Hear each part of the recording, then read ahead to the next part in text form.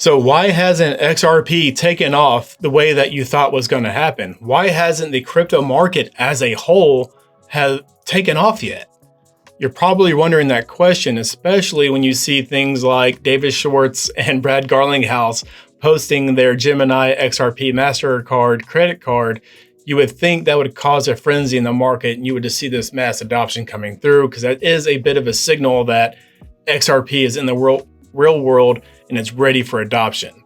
But there's more to the story that you're missing. There's more of a macro view that you need to understand. And in this video, I'm going to present that to you. So when you go and make your investments going forward, you are more educated, informed, and more confident. So when you see the market dip or you see some kind of shakeout happening, like if you go from $3.30 on XRP down to $2.86, like we've been seeing here lately, these massive swings, when you see those drops, you're going to smirk right along with me, because I do the same thing. I look, I smirk, I go, okay, you whales are trying to shake me out. That means you don't want me to buy. So guess what I'm going to do? I'm going to buy. I'm going to do the exact opposite of what you're trying to get me to do, because I'm educated and informed on the broader, more macro view of what's really happening around me. And I'm here to bring that information to you, for you to use, and for you to stay educated going forward. So if you like that kind of information, please consider subscribing, liking, and always commenting down below helps out. The more comments and likes and subscriptions, the more that YouTube will push this channel, and the more other people will be informed as well. So if that's your thing, you like what you're seeing, please consider doing so. So let's hop right on into the news stories and let's see what's going on. Stick around for the whole thing, because I actually have the SEC's file for XRP ETF that why didn't it get pushed forward? And it kind of gives you an idea of when that date is going to be approved. So you don't want to miss that. So let's hop on in. Let's look at the CFTC, which is the Commodity Futures Trading Commission. Right now we have Caroline D. Pham. She is the acting chairman, doing a global tour, releasing this information, which is more of a signal to the world that, hey, America is ready to go with crypto. Here's our action plan. This is what we're doing.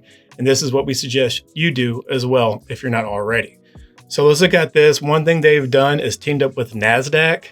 So when I say they teamed up with NASDAQ, they are using their technology for the CFTC going forward to make them feel more secure in what's happening around them.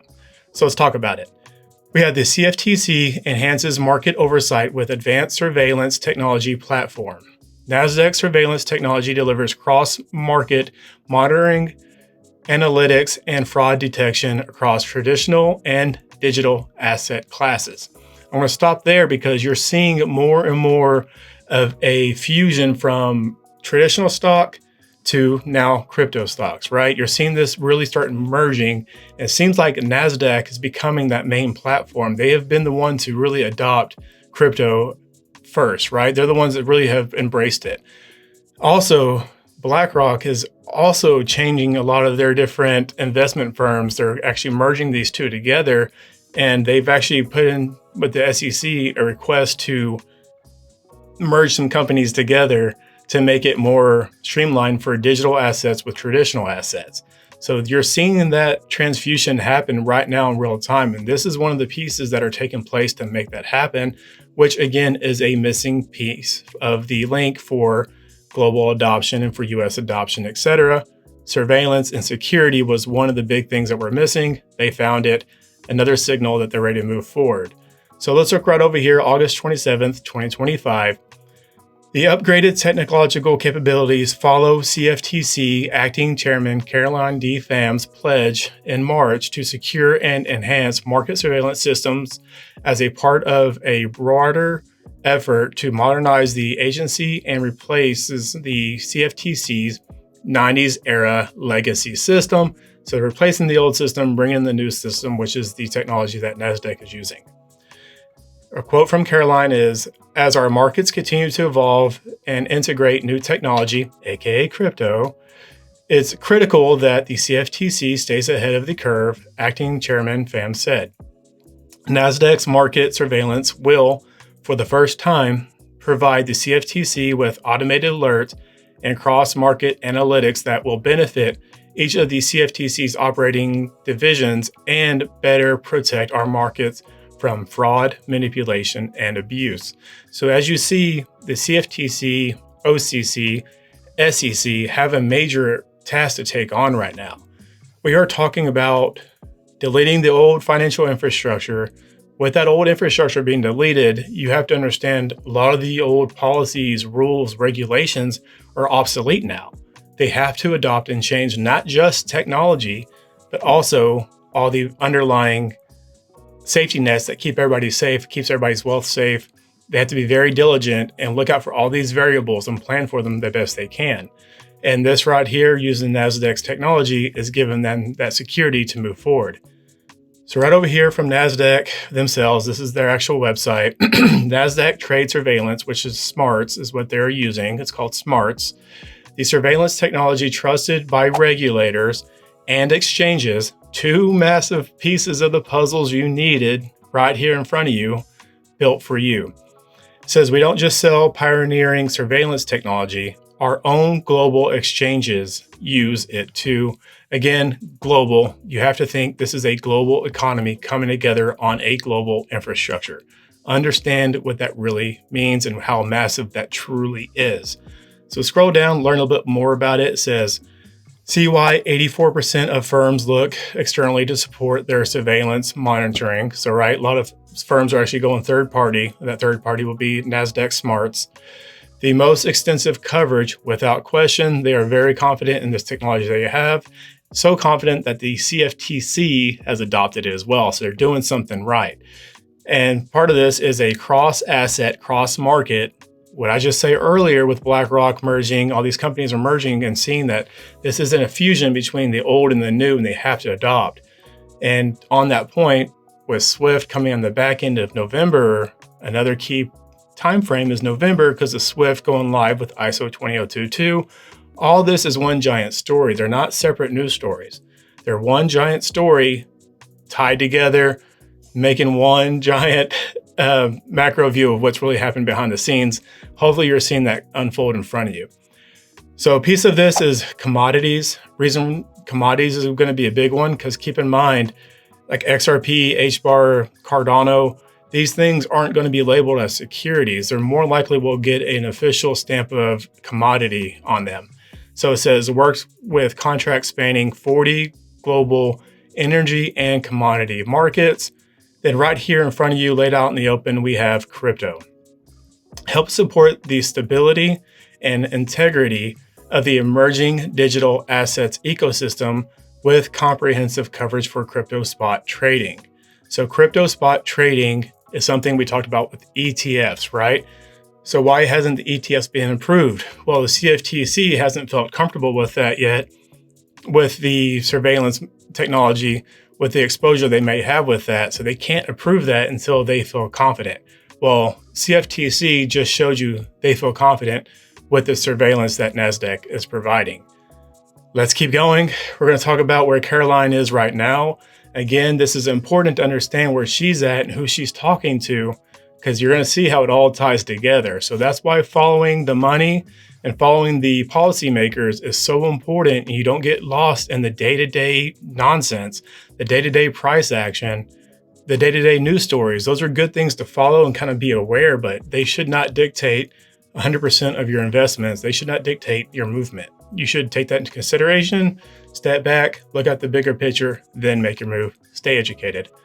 So right now, as the week of August 25th, 2025, Caroline is actually in Japan working with the WebEx 2025. She gave a speech on August 26th, and that topic was writing the rules for cross-border Web3 regulatory frameworks for global digital assets. I actually covered this story in a past video. I will put it down in the comments below so you can have the direct link. You won't have to go look for it. But there's so much more from WebEx 2025 that you should be aware of, so definitely check that video out. Then also we kind of touched on it as well, but the Blockchain Leaders Summit happening August 27th is where Caroline D. Pham is as well. And her topic there is how to shape regulations and policies for the next era of Web3. Right here, Caroline D. Pham, Acting Chairman, US CFTC, alongside of Japan's governmental body.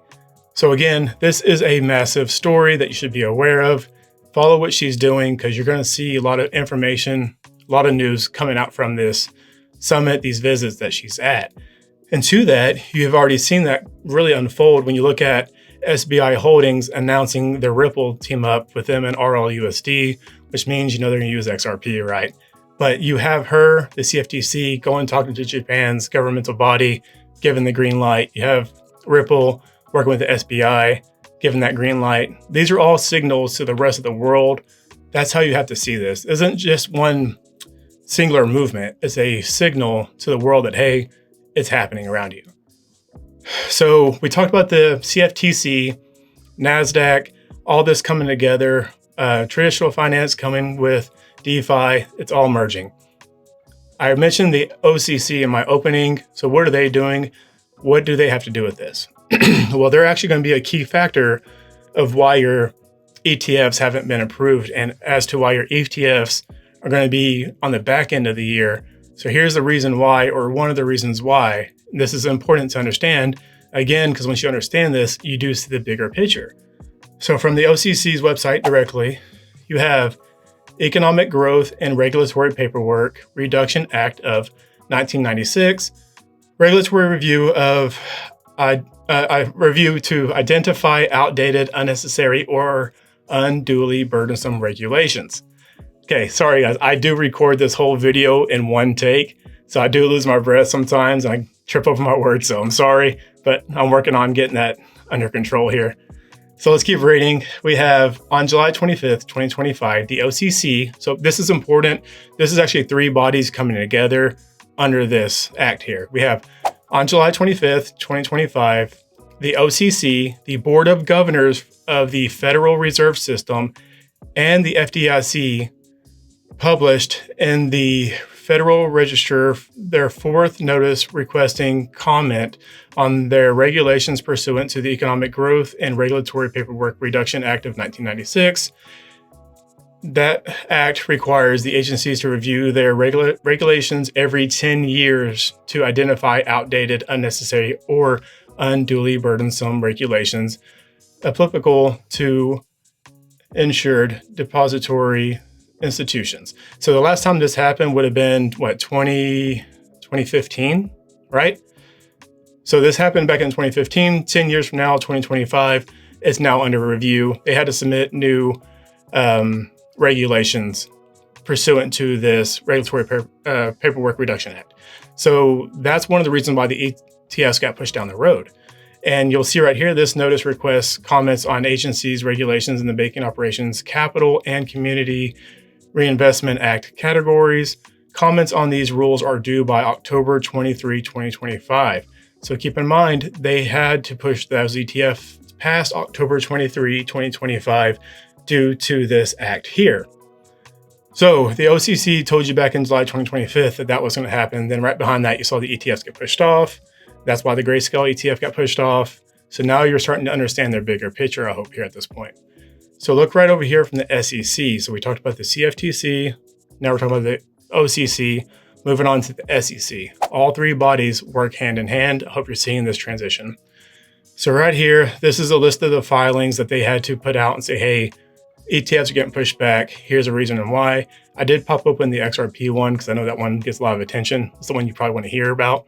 So right over here, once you click it open, this letter here is essentially just telling them, hey, this is why we're pushing you off, right? It says the commission finds that it's appropriate to designate a longer period within which to issue an order approving or disapproving the proposed rule changes so that it has sufficient time to consider the proposed rule change and the issues raised therein. Accordingly, the commission pursuant to section 19B2 of the Act 10 designates October 24th, 2025 as the date by which the commission shall either approve or disapprove the proposed rule change. So keep in mind, October 24th, 2025 is when they're going to release these rule changes, if they got approved or not. But back here on October 23rd from the OCC, they had to get those rule changes in by the 23rd. Again, OCC, SEC working hand in hand. That's the real reason why your ETFs haven't taken off. So if you understand this information, you're not worried about what the market's doing because you know towards the end of this year is when the real action is going to happen based off the OCC and the SEC's information coming at you. So also with that, you have to also keep in mind, if you've been around on this channel for a while, you heard me say it, but you need to keep in mind that the United States government, the federal government, actually their Q1 for their fiscal year is October. So it's no secret why you're seeing everything come into October, November, December. That is Q1 for our federal government of the United States. They need a strong Q1 because this is this administration's true Q1 that will reflect their performance. Because before you still have October, November, December of 2024 as part of their fiscal year. They can't take full credit or can't push anything off from the previous administration because they kind of overlapped each other. Starting October is a full new fiscal year. Everything happened from that point is on this administration. And I don't think this administration is going to let anything fail because they're trying to make it a strong legacy to leave behind, right? Trying to be careful with things I say, given YouTube's platform here. So hopefully this information has helped you see the macro view. If it helped you in any way, please consider liking, commenting, subscribing, because it really does help push the channel. And it pushes me to push out more information because I really like to see the engagement from the community and see that people are appreciating this stuff. It means the world to me. So hopefully you found something valuable in this video. If you did, I hope you appreciate it. And that's all I have for you from this point. And until then, please take care of yourself, take care of the people around you, and be that change you want to see, because this world is cruel and all we have is each other. So until then, we'll see you on the next one.